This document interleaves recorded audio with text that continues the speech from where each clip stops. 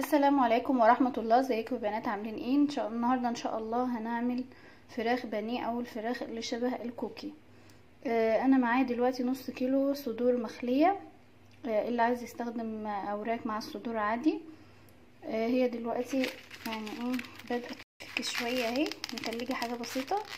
هفرمها في الكبة وهقول لكم هنعمل ايه. انا دلوقتي يا بنات قطعتها اهو، متلجة حاجة بسيطة قوي. هبدأ احطها في الكبة بتاعتي عشان عايزة افرمها فرم ناعم قوي.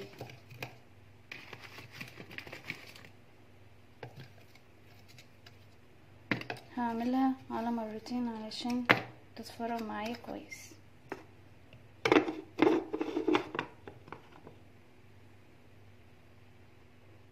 دلوقتي يا بنات انا فرمتها اهو فرم مبرح زي ما بيقولوا. ناعم جدا اهو، بس هي عشان متلجة شوية. هنزل بقى دلوقتي معايا البهارات بتاعتي، ملح، فلفل، بصل بودر، توم بودر، حاجة بسيطة قوي، كركم، وبابريكا. هنزل بيهم على الفراخ بتاعتي. طبعا انت ممكن تقومي بالخطوة اللي انا هقوم بيها دي في الكبة لو الكبة بتاعتك كبيرة شوية عن بتاعتي. معايا كمان هنا معلقتين بقسماط، وهدمج كل ده في بعضه. دي الفراخ بتاعتنا يا بنات بعد ما دمجت كله في بعضه. طبعا الخطوتين اللي احنا عملناهم لغايه دلوقتي فرماه في الكبه، وان انا ادمج المكونات كلها مع بعضها من غير ولا نقطه ميه. ممكن هنحط لها معلقه صغيره مش كبيره قوي زبده او سمنه، اللي مش عايز اختياري. دلوقتي يا بنات تاني خطوه معايا، انا جبت بيضتين وحطيت عليهم بابريكا خفيفه قوي، وملح برضو خفيف، وفلفل، وهربهم، ومعلقتين لبن. هربهم كده مع بعض، دمجتهم اهو مع بعض. تاني حاجة معايا هنا حطيت نص كوباية دقيق مع كوباية ونص بقسماط، وحطيت عليها ملح وفلفل وبصل بودر وتوم بودر، وهدمجهم برضو مع بعض.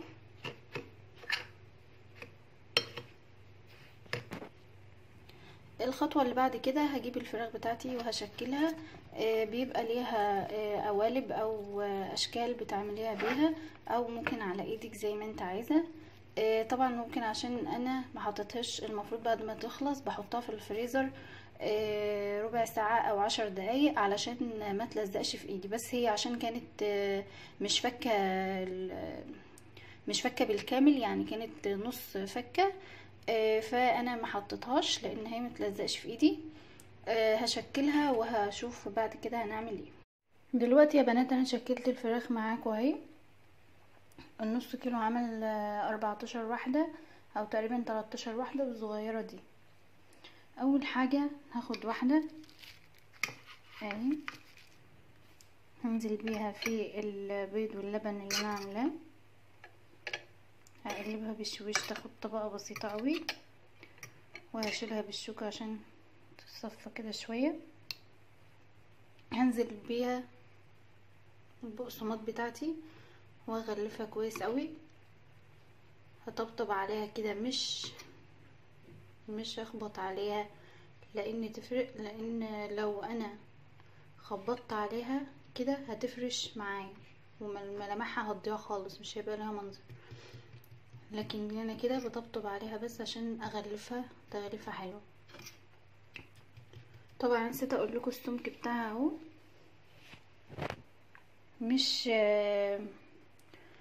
مش تخين قوي علشان تستوي معانا في اما نيجي نقليها. انا غلفتها اهو، طبطب عليها زي ما بقول لكم.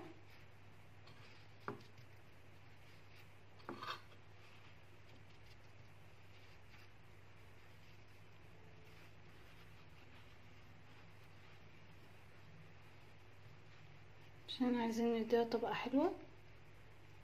وهاخدها معايا هنا على صينية وهعمل كله بالشكل ده. دلوقتي يا بنات انا خلصت الفراخ بتاعتي اهي بعد ما حطيتها في اللبن والبيض اللي انا عملته، وحطيت عليه بهارات، حطيته فيه، وبعدين طلعته البقسماط زي ما قلت لكم. خلصت اهو. انا عامله الكميه دي علشان هعينها في الفريزر. لو محتاره في غدا محتاره في عشاء اطلعها تكون جاهزه على القلي على طول. بس عشان مصداقيتي معاكم هقللكوا واحده وهنجربها مع بعض. انا الزيت بتاعي غلى اهو يا بنات، حطيتها ووطيت عليها النار علشان تستوي من جوه كويس قوي. ممكن بعد ما تبدأ بس تنشف شوية من تحت من غير ما تاخد لون نقلبها الجنب التاني، بحيث ان هي ما تتحمرش بسرعة وتبقى من جوه مش مستوية، وطبعا مع توطية النار برضو مستمرة. دي يا بنات شكل الفراخ بتاعتي بعد ما اتقلت معايا اهي، مقرمشة جدا. طبعا لو مش عايزة الطبقة دي ناعمة زي ما انا عاملاها ناعمة كده، ممكن تجيبي البقسماط اللي هو بيبقى اخشن شوية. زي ما قلت لكم اهي، وهقطعها معاكم كمان. ريحتها تحفة ومستوية من جوه.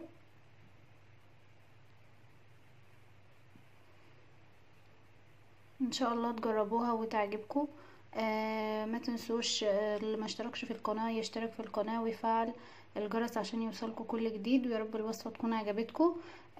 ما تنسوش اللايك زي ما قلت لكم. والسلام عليكم ورحمة الله.